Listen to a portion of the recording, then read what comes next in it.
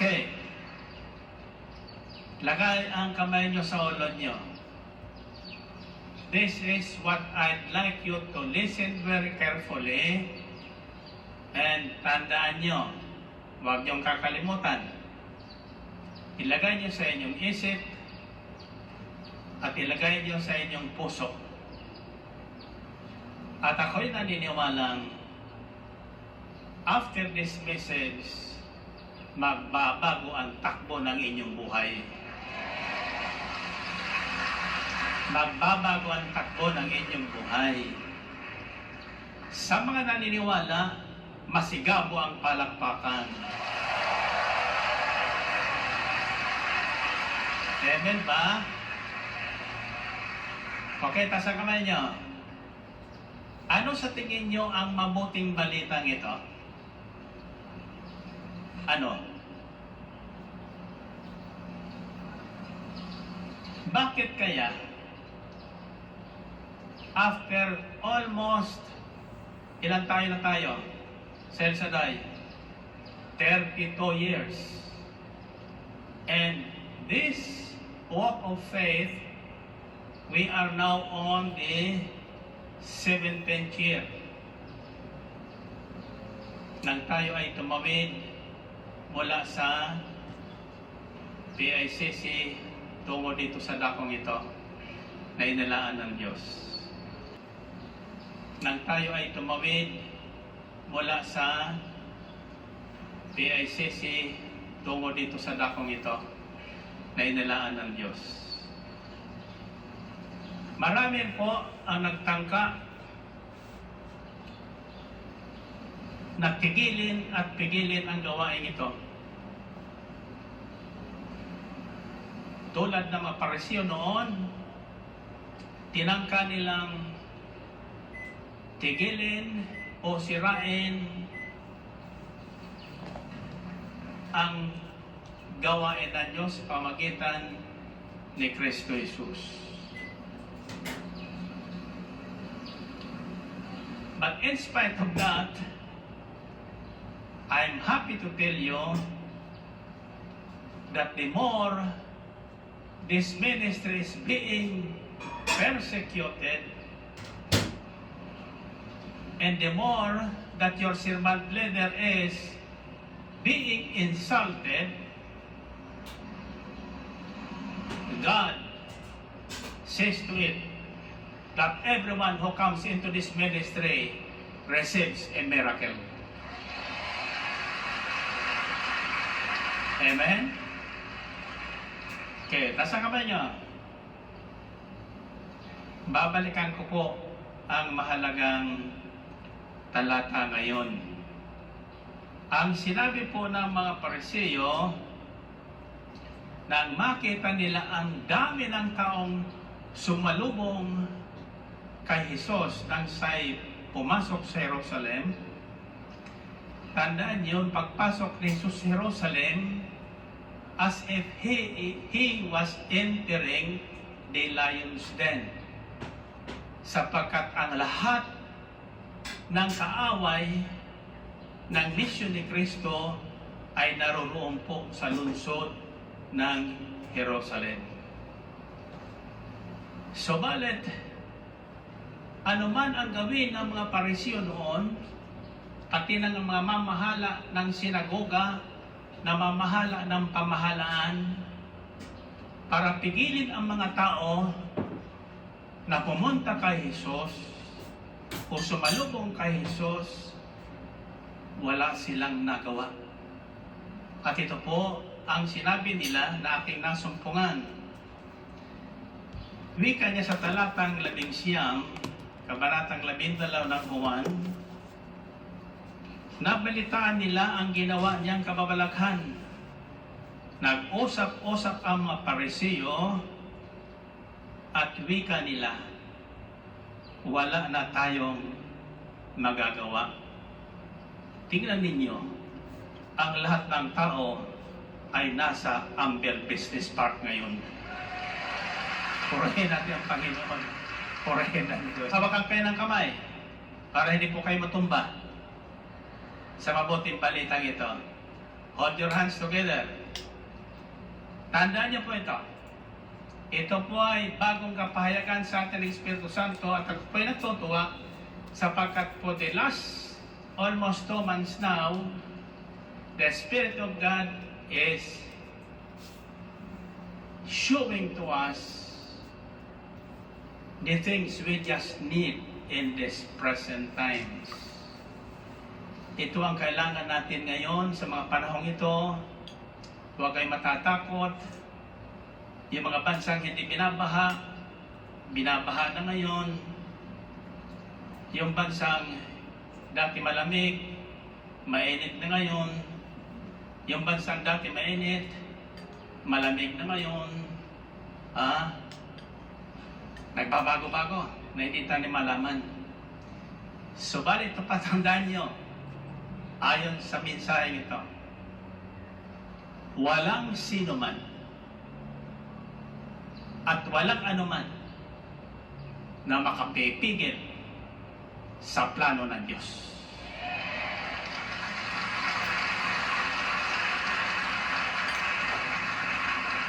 Gusto niyo maunawaan? Si Jesus ay hindi tinanggap ng kanyang mga babayan. Subalit, sa lahat na tumanggap sa kanya, nanalig sa kanya, kasama tayo roon, binigyan tayo ng karapatan o kapangyarihang maging kapatid ni Jesus.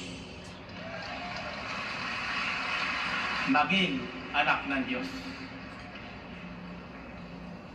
So, ang layunin ng Panginoon nang si Jesus ay unang pumarini ay akayin ang lahat ng tao sa paghahari ng Diyos. Sa paghahari ng Diyos.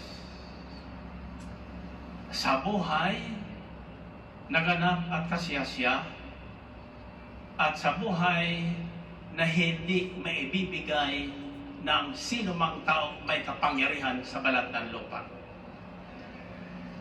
Tanging ang Diyos lamang. Nang malaman po ito ni Herodes, mula sa tatlong mago nang isilang si Jesus, ano ang binalak ni Herodes? Patayin ang sanggol. Siyang unang nagbalak na sumpuin o tigilin ang plano ng ating Ama na iligtas sa kasalanan ang sangkatauhan. Amen ba? Subalit, ito po ang magandang balita.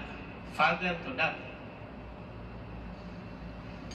Tingnan nyo, ang Diyos po ay hindi nagbabago. Sabi sa Biblia, maganda ang plano ng Diyos sa buhay ng bawat tao. Isang planong matagumpay at may kinabukasan. Matagumpay at may kinabukasan. Amen ba? Ang planong yan mula sa simula ay hinadlangan na ng dyablo. Sinubukan ng hadlangan. Ang plano ng Diyos mula sa simula, punuin ang daigdig na ito ng tao.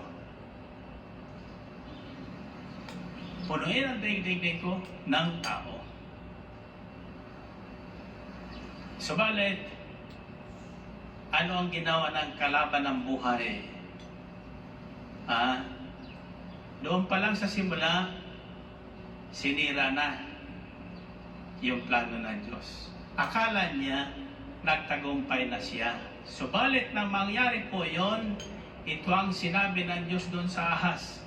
Tandaan mo ito, binhi mo at binhi ng babaeng ito, laging magkakatunggali at yuyurakan ang ulo ng binhi mo ng binhi ng babaeng ito. Ang tinutukoy na babae ay hindi po si iba, si Maria na walang kamalay-malay nasa plano na ng Diyos. Amen? At ang binhi na tinutukoy ng Diyos, walang iba si Kristo Jesus. Kilanlin man siya o hindi ng kanyang kababayan, hindi po yun naging dahilan upang hindi tuloy ang plano ng Diyos na pagliligtas. Buhat sa bibig ng makaaway ni Kristo, ito po ang sinabi niya at ito po ang mensahe para sa atin lahat ngayon.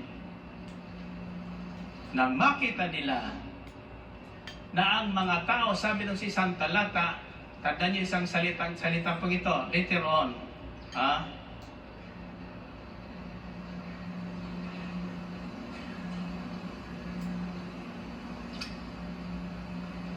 verses 9 to 11, according to John. Meanwhile, a large crowd of Jews found out that Jesus was there and came, not only because of him, but also to see Lazarus, whom he had raised from the dead. So the chief priests made plans to kill Lazarus as well. For on account of him, many of the Jews were crossing over to Jesus and believing him. So karamihan sa taong yon, noong piyestang yon,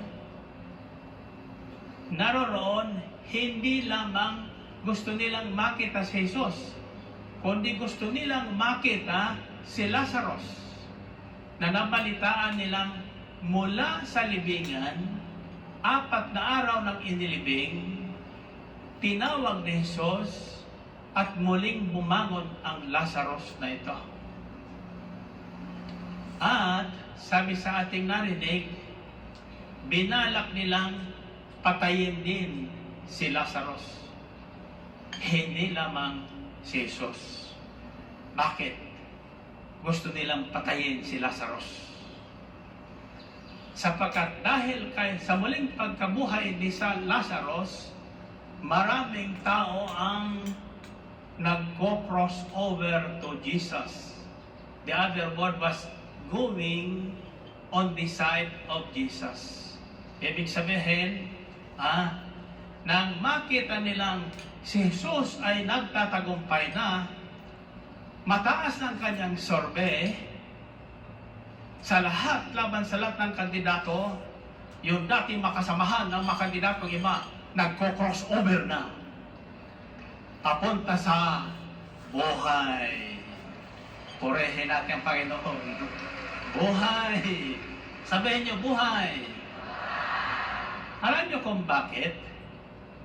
Sapagkat ang dala ni Jesus at ang bigay ni Jesus sa lahat ng taong sumusunod sa Kanya, nananalig at nanampalataya, at sumasama sa Kanya, iniiwan yung dating gawin sa buhay, iniiwan yung dating barkada, iniiwan yung dating negosyo na kinaabalahan niya.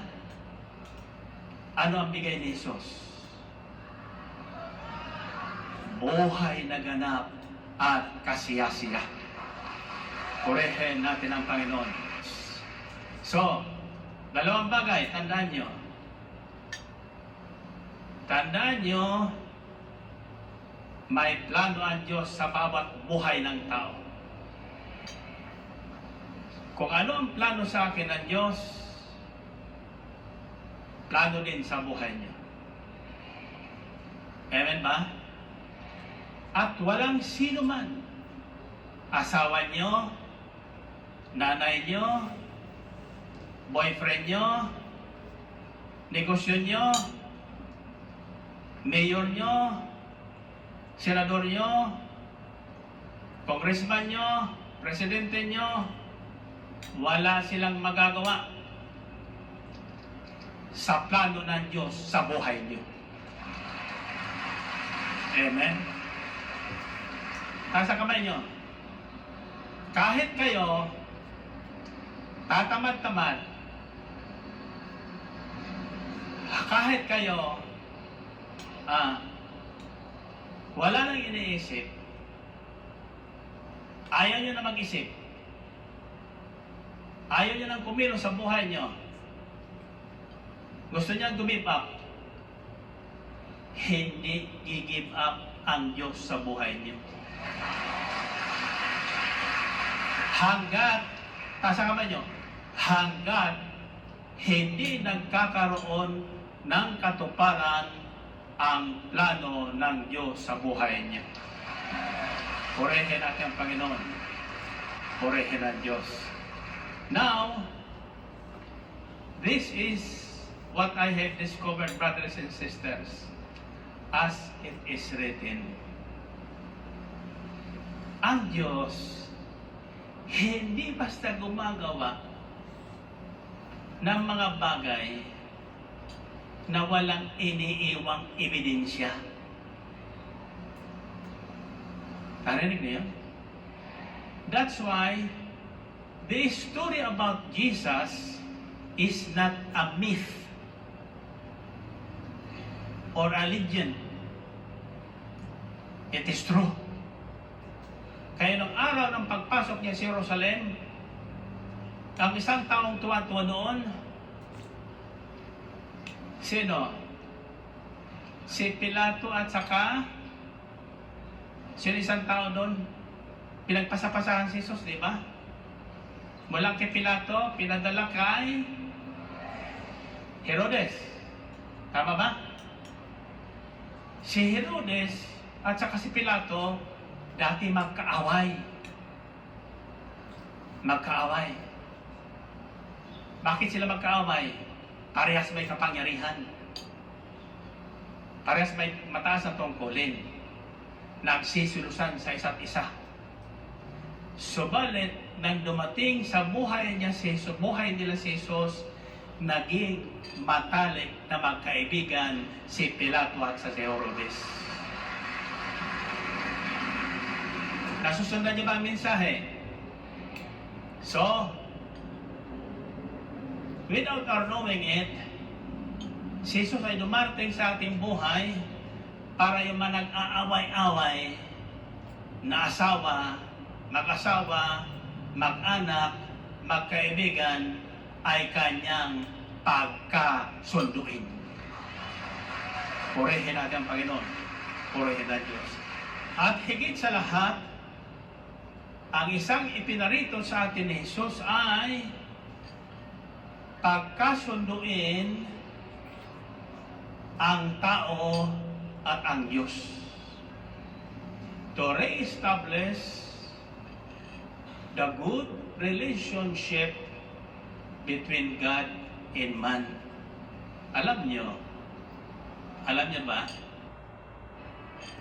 Si Eva at si Adan,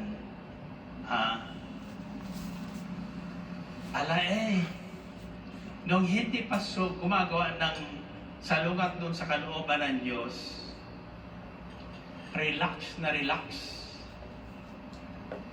Wala silang trabaho. Wala silang hanap buhay. Ang lahat na gumagawa at naghahanda ng kanilang kailangan ay ang Diyos. Ang Diyos. Almusal nila, tanghalian, hapunan, tutulugan, walang problema yung dalawa. Araw-araw, naririnig nila, kinakausap sila ng Diyos. Naririnig nila yung yapak ng Diyos sa halamanan at naririnig nila yung tinig ng Diyos. Tinatawag sila sa kanya-kanyang pangalan. Nasundan nyo? Ang tanong ko ay, noong panahong yon, marunong bang manalangin si Eva at si Adan? Nanalangin ba sa tingin nyo si Eva at si Adan? Kahit nung nagkasala na? Hindi. hindi kailangan manalangin ni Ebat ni Adan sapagkat ang Diyos na mismo ang kumakausap sa kanila. At wala silang pagkukulang. Kung babasahin niyo ang aklat ng paglikha, nagsimula lamang manalangin ang tao sa panahon na, anong pangalan yon? Panahon na siguro ni Enoch, salin-salin lahi na. Saka lang natutong tumawag ang tao sa Diyos. Bakit na sila tumatawag sa Diyos? Bakit? Sapagkat dahil sa kasalanang nagawa, palayo ng palayo sa kanila ang Diyos. O dili kaya, ang tao ay napalayo ng napalayo sa Diyos. Pero hindi nangangahulugan na nakalimutan na ang tao ng Diyos. Gaano man karami ang ating kasalanan, hindi tayo nakakalimutan ng ating Diyos. Tatandaan yan. Naniniwala ba kayo roon? Oo. Kaya nagplano ang Diyos na ibalik ang dating personal, malapit na ugnayan ng tao at ng Diyos. Nakikinig kayo? Okay. Ako ay natutuwa sapagkat ako ay naniniwalang naririto kayo ngayon at higit tayo mas marami ngayon kaysa nakaraang taon. Alam niyo kung bakit? Sapagkat ako'y naniniwalang kung ano ang naranasan ng mga Hudyo noon sa panahon ng si Jesus ay narito sa lupa, ay nararanasan din natin ngayon. Purihin natin ang Panginoon. Purihin ang Diyos. And so, many people, because of the testimony of Lazarus, dahil sa kwento tungkol sa muling pagkabuhay ni Lazaro, na nagkwento po ay hindi na po si Lazaro. Ang nagkukwento po ay yung mga taong kasama ni Maria at Marta noong araw ng tawagin ni Jesus mula sa patay si Lazarus tungo sa buhay. Sila na ang nagbabalita. Noong una, hindi mapaniwalaan noong mga nakaririnig. Tulad ngayon, hindi sa maniwala ang maraming tao na may himalang nagagawa ang Diyos sa gawain ito. Amen? Bakit nga ba maraming tao ang lumipat kay Jesus? Sumunod kay Jesus? Tulad ngayon, bakit nga ba maraming tao ang patuloy na lumilipat sa gawain ito at pabalik-balik sa gawain ito? Dahil ba sa gwapo si Brother Mike? Hindi, pero totoo naman yun. Hindi ba? Hindi. Dahil ako'y naniniwalang bawat isa sa inyo pinaghimalaan ng Diyos. Purihin natin ang Panginoon. Purihin ang Diyos. So, there are a few things I'd like you to remember. Alam mo itong aking anak na itong bunso, magaling ito gumawa ng excuse. Sa halip na siya ay magkwento sa inyo, magbahagi sa inyo, sinabi nilang mahaba ang healing message. Kaya pagbibigyan ko ng daddy ko. Amen ba? Mas matalino sa akin yan eh.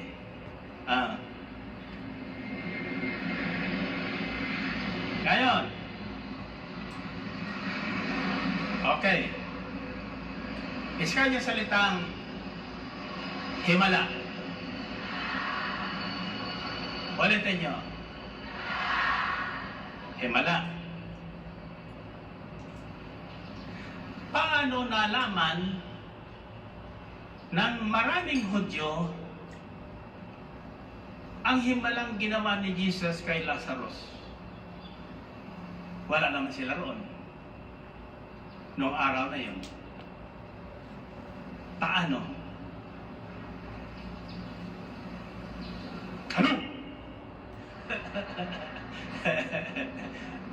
Gising pa ba kayo? Baka tulog na kayo, pagod kayo sa paglakad. Ako nga, inaantok na lang eh. Although hindi ko naglakad. Nakasakay ko sa karwahe. Kaya lang, napagod din ako sa kakakaway.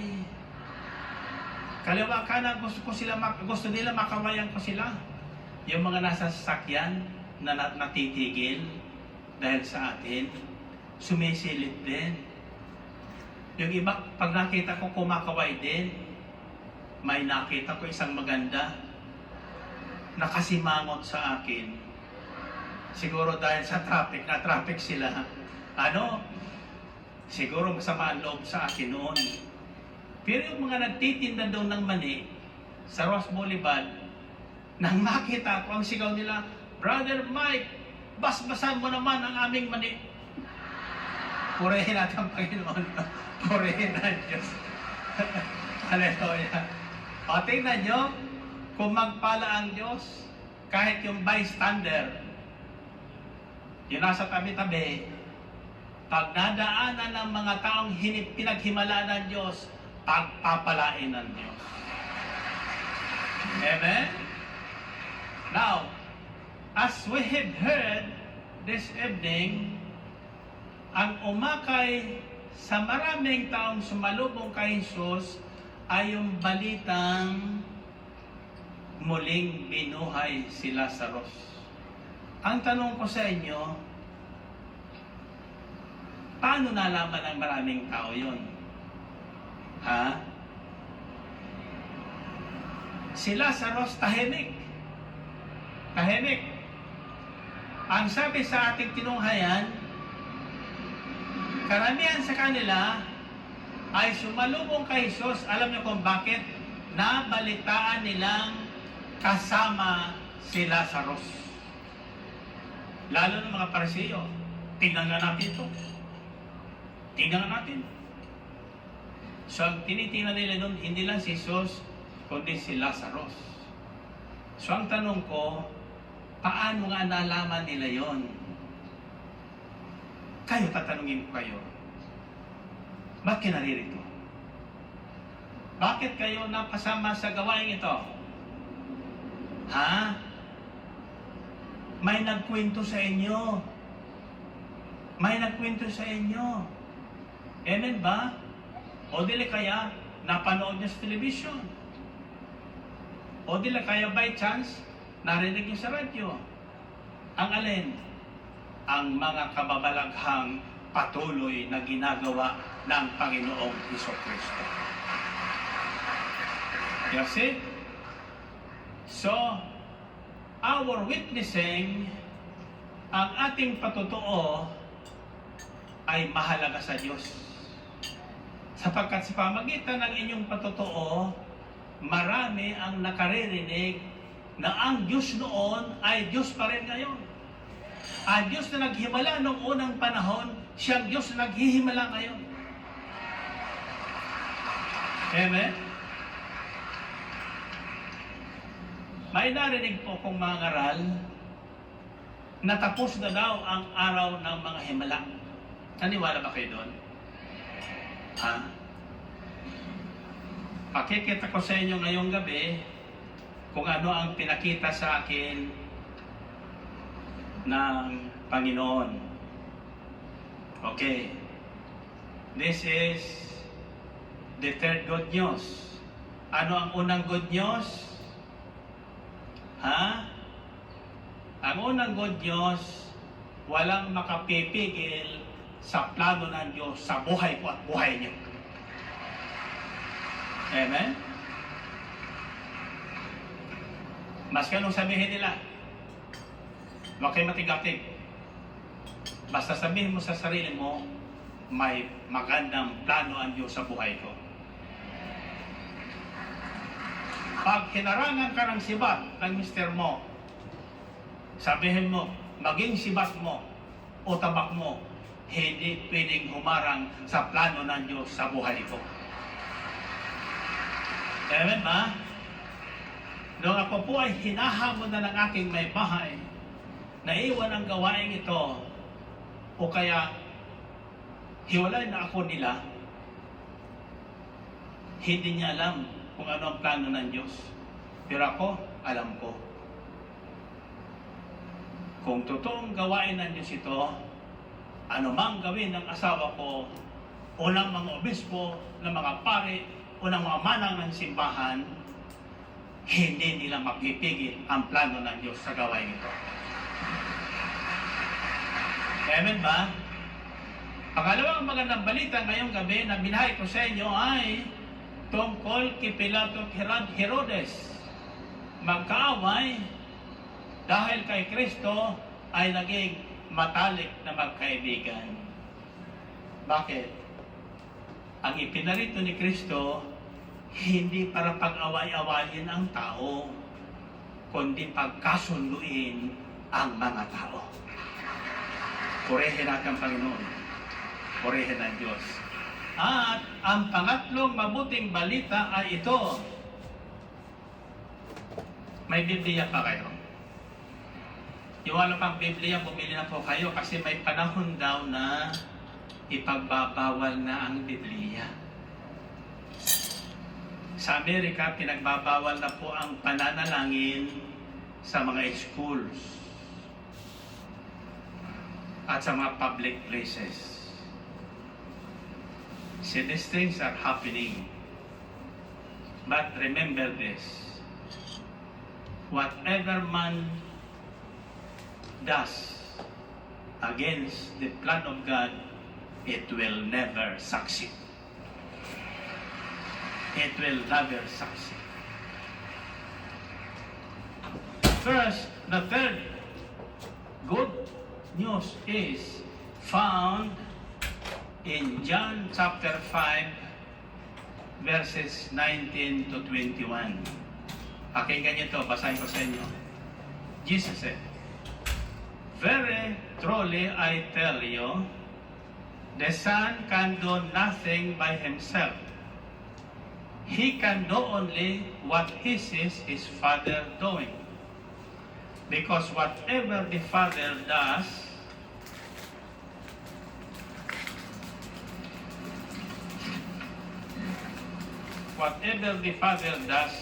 the Son also does it." Then ito po ang sumunod.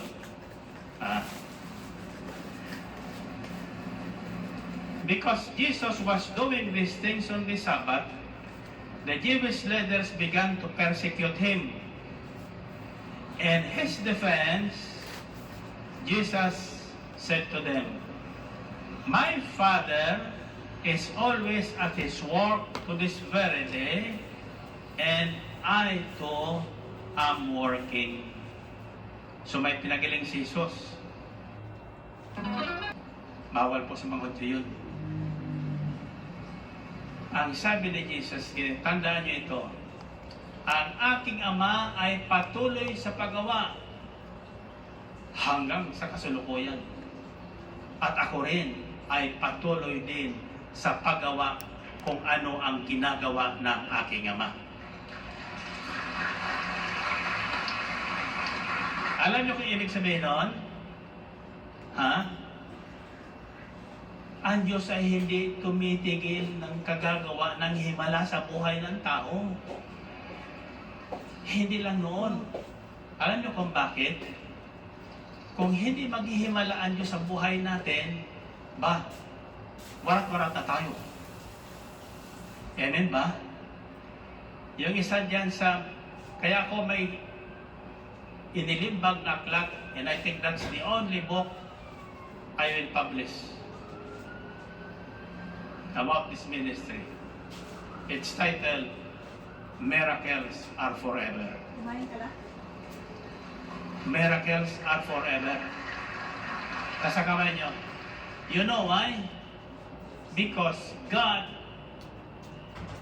and Jesus is always at His work of doing miracles today and forever.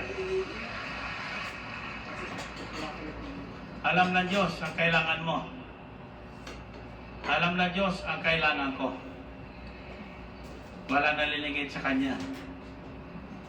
Ang hiningi lang niya, manalig tayo sa kanya.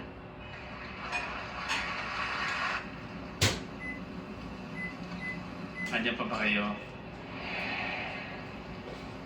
So this is the first day of the 7 days festivities for the Lord, for the good harvest. At ang araw na ito, araw ng palaspas, pasimula ng araw ng paghahandog sa Panginoon dahil sa magandang ani. At alam mo, ang aning tinutukoy dito, hindi po palay. Hindi po ani ng isang halaman. Ha? Ito'y ani ng pananagumpay ni Jesus. Ha? Lahat ng kaluluwang inabot at binihag na mga anghel na hulog ng langit,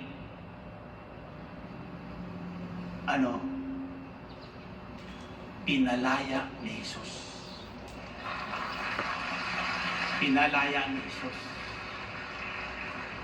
Even those Jews who were against him finally decided to cross over to Jesus. Hindi sila natakot sa mga Parisiyo, hindi sila takot sa mga namumuno ng sinagoga at ng kanilang reliyon na sila ay patalsikin. Ipinakita nila na ang buhay na hinahanap nila, nakita nila sa himalang ginawa ni Jesus kay Lazarus. Purihin natin ang Panginoon. Purihin natin Diyos. And this may be, just maybe, because I am not a theologian, the 7 days of festivities to the Lord of the harvest, it starts today, and the final day is on Resurrection Day. The final harvest is on the day, not because Lazarus came back from the dead. It is the day that Jesus rose from the dead. Iyan ang araw na ating pananabikan. Kung kayo ay nagkaroon ng lakas ngayong gabi na maglakad o mag-abang dito sa Ambel, sa mabuting balitang ito, ang inyong inaasam sa buhay darating sa Easter Sunday. Purihin natin Panginoon. Purihin natin Diyos. And finally,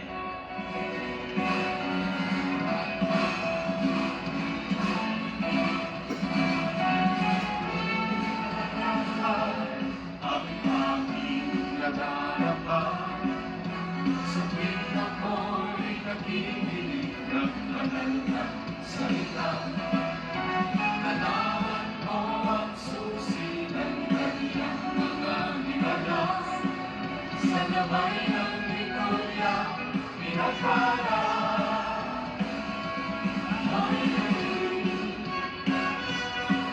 Ako kayo'y may bagong buhay, finally. Ako ngayon ay pinagpala, finally. Ako ngayon ay tagumpay, finally. Yes, finally, finally. Yes, finally.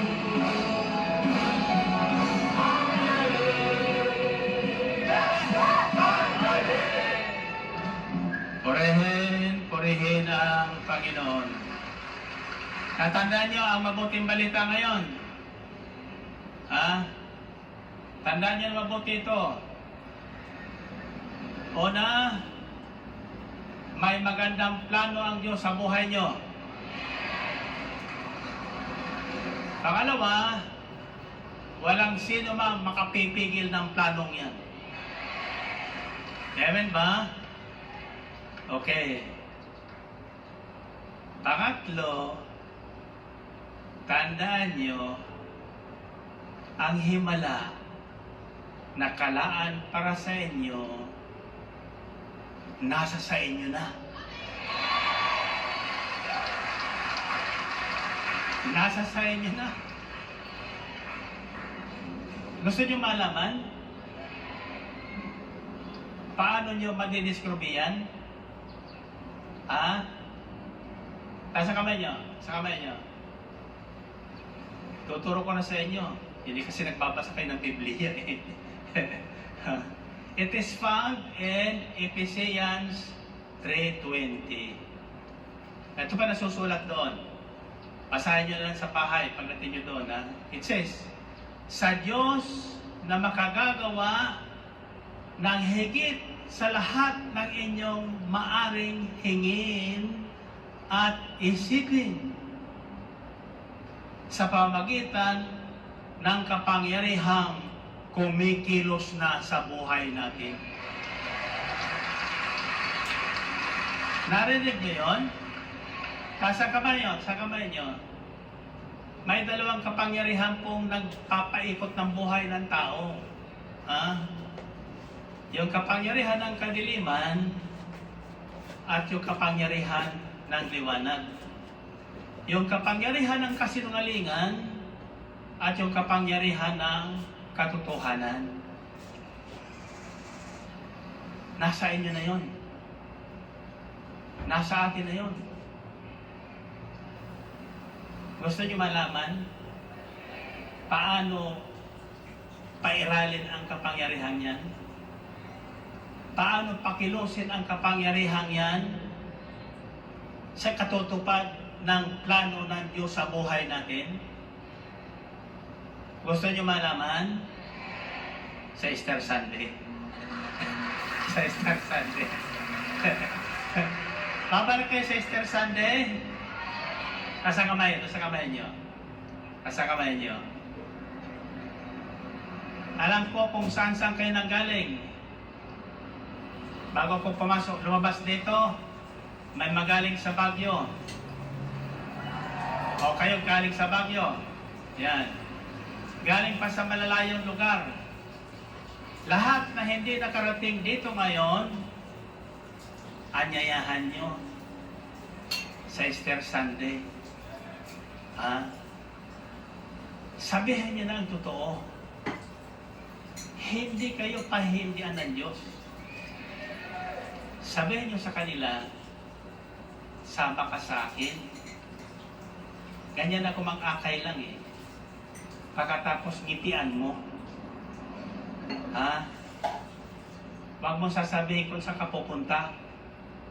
Basta sabihin mo, sama ka sa akin. Pag tinanong, saan? Basta sama ka sa akin. Pag sumama sa inyo yan, may himala kayo at siyang tatanggapin. Amen ba? Okay. Ito ang ating gagawin para sa Easter Sunday. Tuturuan ko na kayo. Isip. Sabihin nyo, isip. Alam niyo ba na ang tinutukoy na kawangis at kamukha tayo ng Diyos? Alam niyo kung saan? Sa isip. Ang Diyos may isip. Ang tao may isip din. Totoo hindi? Ang Diyos may bibig. Nagsasalita din. Ang tao may bibig din. Nagsasalita din. Ang Diyos may tainga. Nila natin nakikita. Nakaririnig. Ang tao may tainga rin. Nakaririnig. Amen ba? Ang Diyos may puso. Narinig niyo ba yun? Ang Diyos may puso. ang tao mayroon din. Sabi sa Biblia, si David ay tinaguri ang isang taong may pusong tulad ng sa Diyos. The heart, David has a heart after God's own heart.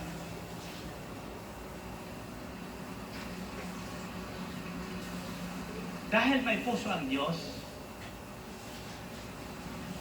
marunong makiramdam ang Diyos. Matindi magmahal ang Diyos.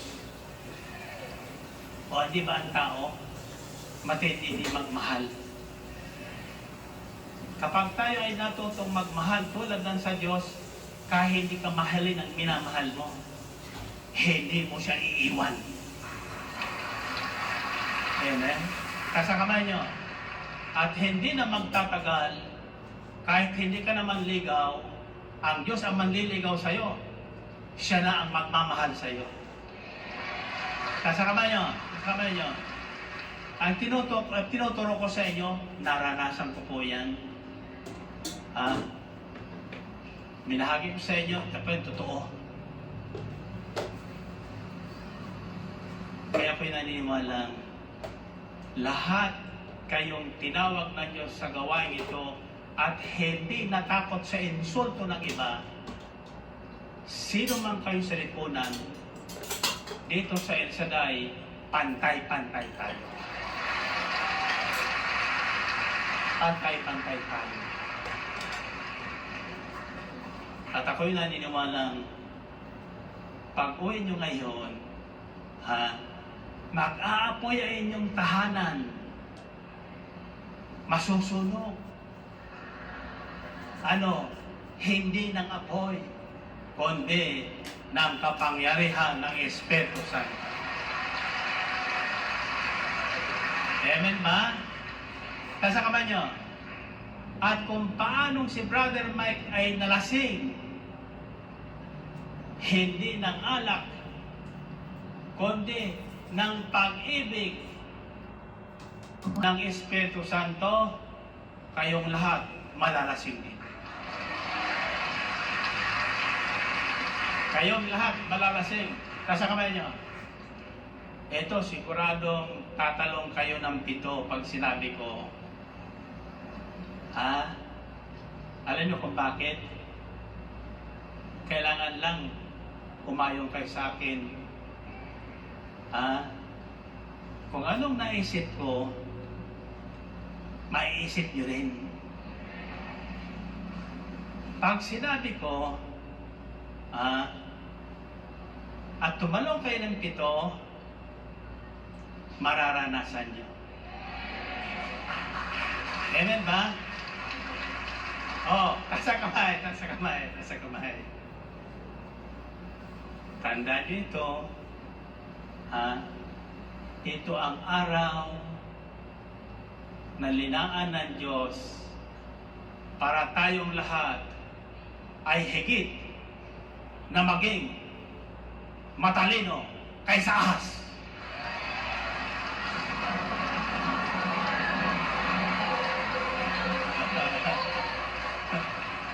Tasa kamay nyo. Delete ang reaction nyo eh. Ang sabi ng Panginoon sa atin, humayo kayo at magpakatalino kayo tulad ng ahas. Tulad lang ng ahas, ha? Ang sinasabi ko sa inyo ngayon, kayong lahat na nakarinig ng kapahayagan ito na walang makapipigil sa plano ng Diyos sa buhay nyo, magiging matalino kayo kaysa ahas.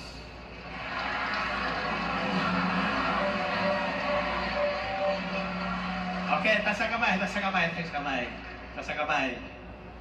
In other words, bago dumating ang Easter Sunday, malalaman nyo kung ano ang plano ng Diyos sa buhay nyo.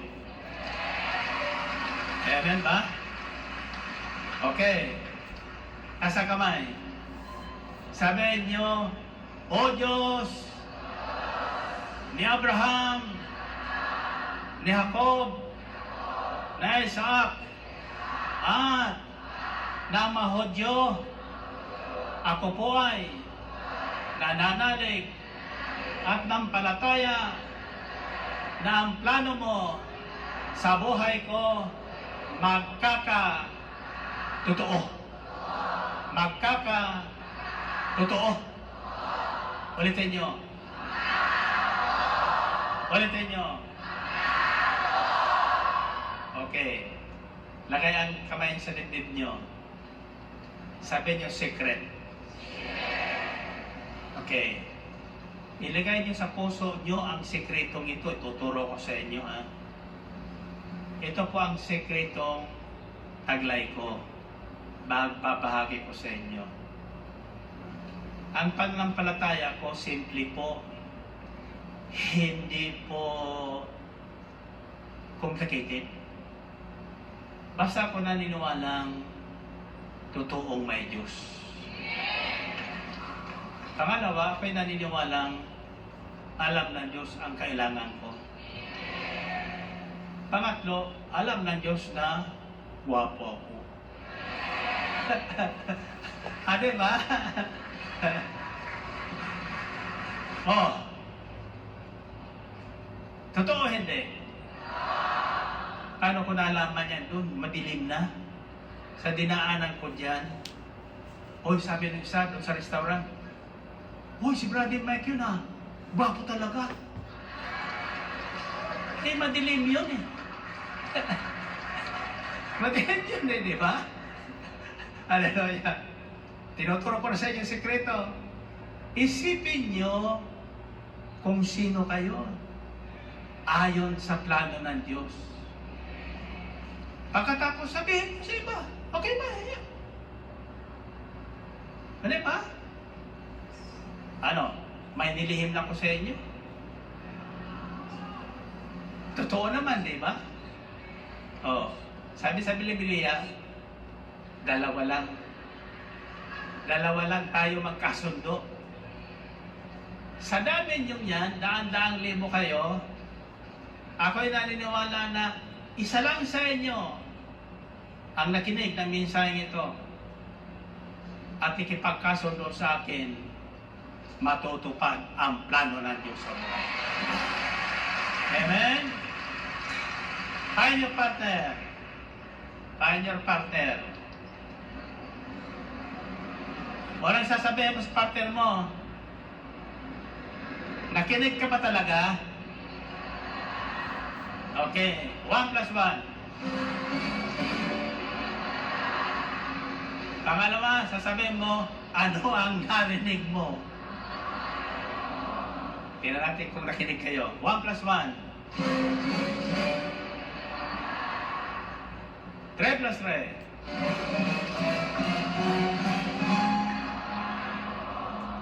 Ano narinig mo? Ha? Iyan ang sasabihin mo sa partner mo.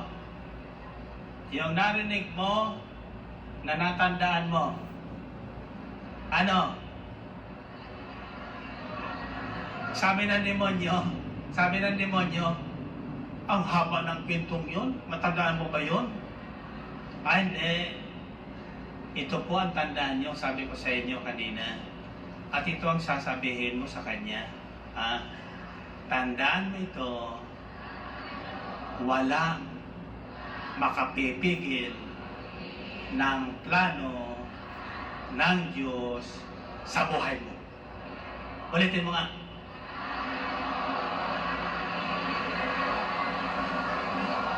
Okay, tandaan nyo yun, ha?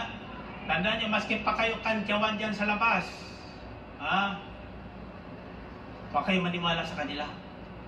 Maski pa yung pintasan, huwag kayo maniwala sa kanila. Basta ulit-ulitin nyo, magaganap ang plano ng Diyos sa buhay ko. Amen ba? Anong huli sasabihin mo? Tandaan mo, walang makapipigil ng plano sa buhay ng Diyos sa buhay mo. 1 plus 1. 3 plus 3.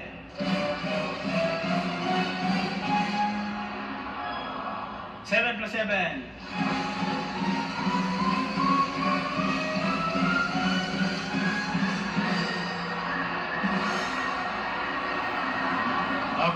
ang kamay, taas ang kamay.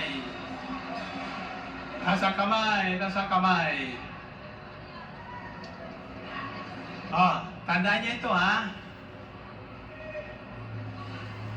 Sa darating na Easter Sunday, hindi lang kayong babalik dito. Siguruhin nyo mayroon na kayong naakay tulad ni Lazaro. Ang isisigaw mo ngayon, pagtapon ko sa inyo, tiyak yun. Matutupad ang plano ng Diyos sa buhay ko. Ulitin nyo nga. Very good.